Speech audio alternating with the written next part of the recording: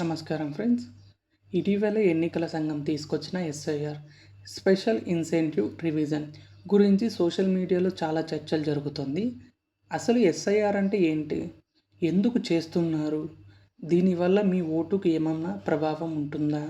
ఈ వీడియోలో పూర్తిగా తెలుసుకుందాం. ఎస్ఐఆర్ అంటే స్పెషల్ ఇన్సెంటివ్ రివిజన్. దీన్ని ఎన్నికల సంఘం నిర్వహించిన ఒక ప్రత్యేక ఓటర్ జాబితా పరిశీలన ప్రక్రియ. దీని ప్రధాన లక్ష్యం డూప్లికేట్ ఓటర్ను తొలగించడం, మరణించిన వారి పేర్లను తొలగించడం, చిరునామా మరియు వారి వివరాలను అప్డేట్ చేయడం, కొత్త ఆన్లైన్ ఓటర్స్ని చేర్చడం. ఈ ప్రక్రియ ద్వారా ఓటర్ జాబితా మరింత ఖచ్చితంగా ఉండేలా చేస్తున్నారు. ఎస్ఐఆర్ ప్రక్రియ ఎలా జరుగుతుంది? ఎన్నికల సంఘం తరపున బిఎల్ఓ, బూత్ లెవెల్ ఆఫీసర్ లేదా గ్రామ వార్డ్ సచివాలయ సిబ్బంది మీ ఇంటికి రావచ్చు. వారు మీ పేరును ఓటర్ జాబితాలో ఉందా లేదా చెక్ చేస్తారు. మీ చిరునామా లేదా మరియు కొన్ని డాక్యుమెంట్స్ అడగవచ్చు. Aadhaar card, PAN card, address proof, voter ID, photo. మీ ఓట్ డిలీట్ అవుతుందా? చాలామందికి ఉన్న సందేశం ఇది. మీ వివరాలు సరైనవిగా ఉంటే భయపడాల్సిన అవసరం లేదు. కానీ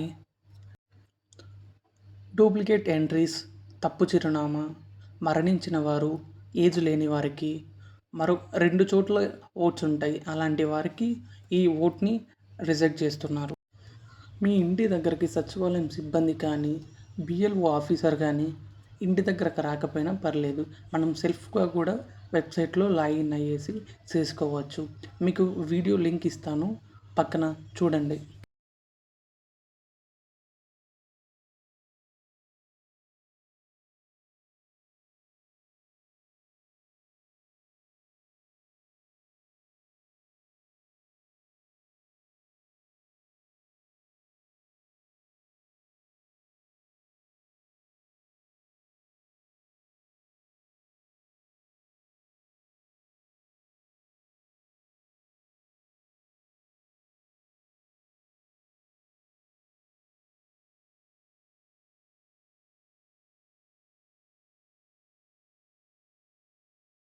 అసలు ఈ ఫామ్ ఎలా పూర్తి చేయాలని కొంతమంది కన్ఫ్యూజన్ అవుతున్నారు.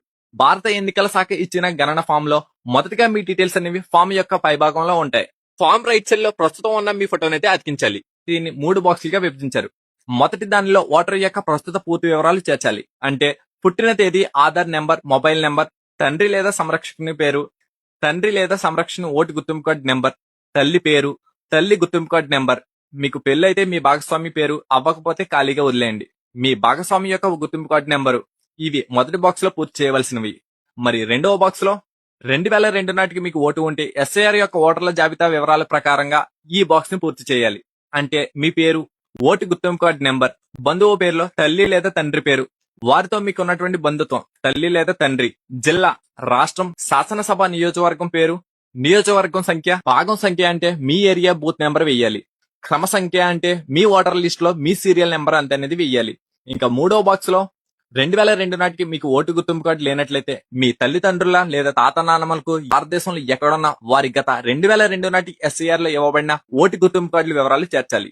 అంటే పేరు అని ఉన్న చోట తండ్రి పేరు రాయాలి. ఓటర్ ఫోటో గుర్తింపు కార్డు అంటే మీ తండ్రి గారి ఓటు గుర్తింపు కార్డు నెంబర్ వెయ్యాలి. బంధువు పేరు అంటే మీ తండ్రి గారి నాన్నగారి పేరు రాయాలి.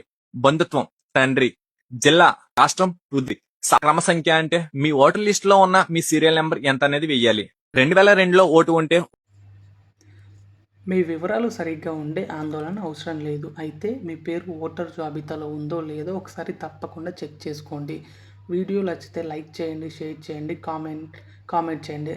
ఛానల్ని సబ్స్క్రైబ్ చేసుకోండి. జై హింద్. మీకు ఎలాంటి వీడియోస్ కావాలో కామెంట్ సెక్షన్లో కామెంట్ చేయండి. ప్రతి ఒక్క కామెంట్కి నేను రియాక్ట్ అవుతాను. Thank you for this watching video.